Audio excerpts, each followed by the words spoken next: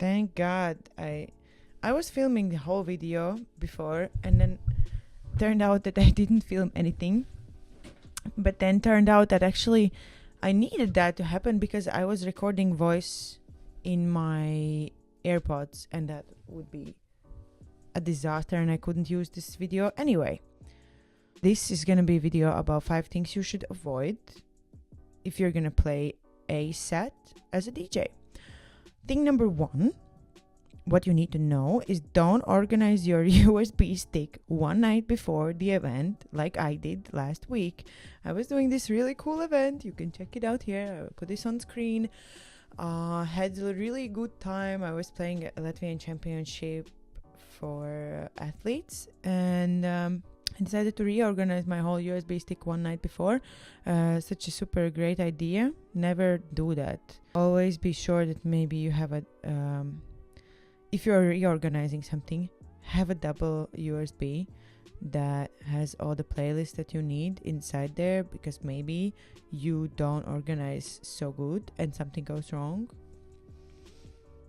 Talking from experience, yes, be mindful about your files on your USB stick and make sure everything works. Like, make triple, quadruple check that everything is actually working, because it can bring, like, it can just finalize like the whole experience. There's nothing you can do. If I didn't know that and I went to the place, I would be really sad. Second thing, taking stupid song requests. Like, never do that. I know I'm being very sassy at the moment, but please remember who's in charge. You are the DJ, so if something sounds really bad, you are also gonna be the one to blame. Remember that you are putting the music, not the people. I mean, obviously it's really important to check on how people like it and their feedback, and are they moving, do they like what you're playing, and that's a really important part of being a DJ. But never forget that not everything should be played. I've had a lot of moments where people asked me to play a specific song and I agreed, and also maybe in that moment that wasn't even the song that they wanted to. Song requests are really tricky. People usually really like it if you answer with the song, but be well aware of how the song sounds, what you're actually playing. Do you also enjoy this song? Because if it's some kind of like crazy song, or like I said, maybe something goes wrong and you accidentally download a different version of that song that is some sort of a crazy dubstep remix, and no one wants to hear that, be careful. It's just very important to be careful with requests. I try to almost always take requests because people like really like it,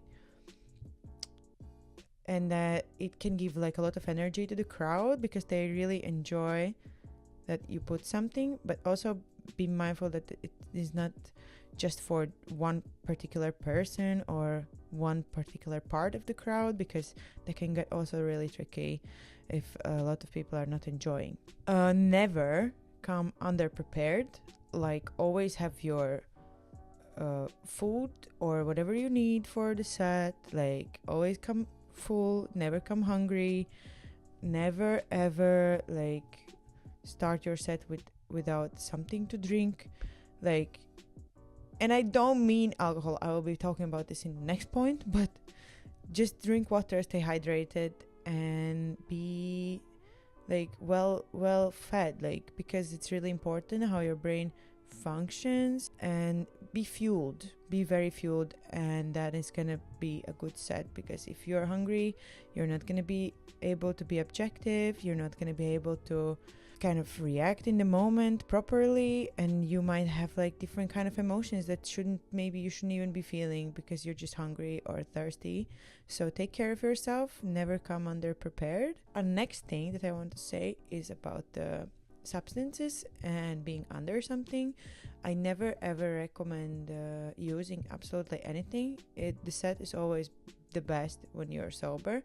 Like, the same with life, it's just better. If you don't know, test it out. Yeah, a lot of DJs drinking as a fuel. I don't do it. For me, it doesn't work. And once I started trying out just being sober for my sets, I enjoy it more. And so I recommend to other people to try it out. Like maybe at first it's a party environment and you feel like not belonging, but